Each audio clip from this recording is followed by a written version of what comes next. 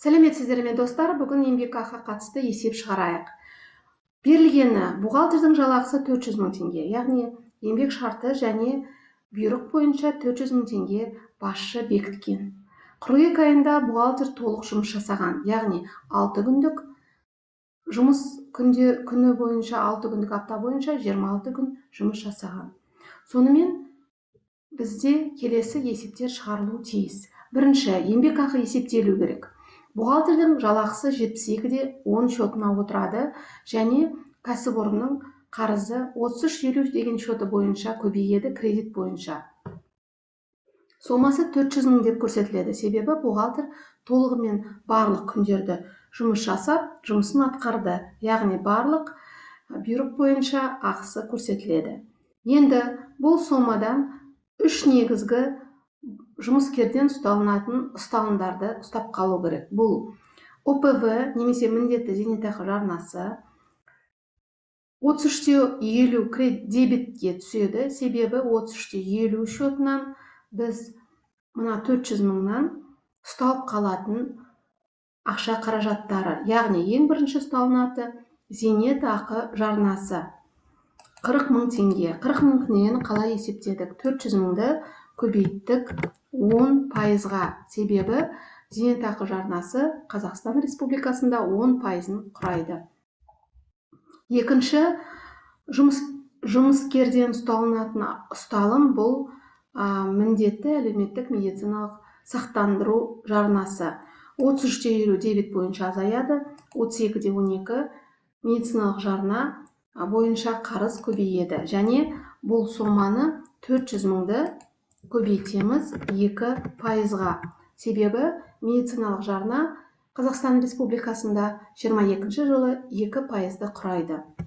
Енді жеке табыс салығы ИПН 33-50 дебетке түседі, 31-20 кредитке түседі. Және де қалай есептеледі? Жеке табыс салығы 400 мың сомасынан толығымен есептелмейді. Бұл сомадан шегерімдерді, салықтық шегерімдер немесе жеңілдіктерді азайтуымыз тиіс. Бұл келесі жеңілдіктер. Зейнетақы жарнасы шегеріледі. Медициналық аударымдар, яғни 2% аударымы азайтылады және де 14 МРП 42.882 теңге азайтылады. Осы азайған сома 309.118 теңгені құрайды. Осы соманың 10%-ын жеке табыс салығына есептейміз. Ол үшін барлығын жақшаға аламыз және де көбейтеміз 10%-ға. Сонда жеке табыс салығымыз 30.912 теңгені құрайды. Енді қолға тиісті, яғни қолға берілетін еңбек ақысы 33-50 дебетке түседі, 10-30 кредитке, яғни біз банк шотынан төлейміз. Бұл сома қалай анықталған? 400 мың теңгеден барлық ұсталымдарды шегереміз. 40 мың зейнетақы қоры, 8 мың медициналық аударымдар және жеке табыс салығы. 3 көрсеткішті шегерген жағдайда қалған ақшасы қолына беріледі 321.088 теңге. Енді жұмыскерден ұсталынған ұсталымдарды ұстап, жай ғана қолына беріп қоймаймыз. Жұмыскердің ұсталымдарынан басқа жұмыс берушінің де міндеттері бар. Жұмыс берушінің міндеті, яғни заң бойынша әлеуметтік аударымдар мен әлеуметтік салықты есептеп төлеу. Әлеуметтік аударымдар қалай есептеледі? Ең бірінші жұмыс берушіден медициналық аударымдар ұсталынады. Міндетті әлеуметтік медициналық сақтандыру аударымдары. Жұмыс берушіден ұсталынатын нәрселер барлығы аударымдар деп аталады, себебі жұмыс беруші өз еркімен аударады. Және де 72-10 деп көрсетіледі, себебі жұмыскердің жалақысы қай шотқа түссе, сол шотқа барлық жұмыс берушінің де аударымдары түседі. Ең біріншісі медициналық аударым 32-13. Бұл көрсеткіш қалай есептеледі? 400 мыңды, яғни есептелген жалақыны көбейтеміз 3%-ға. 12 мың теңгені құрайды.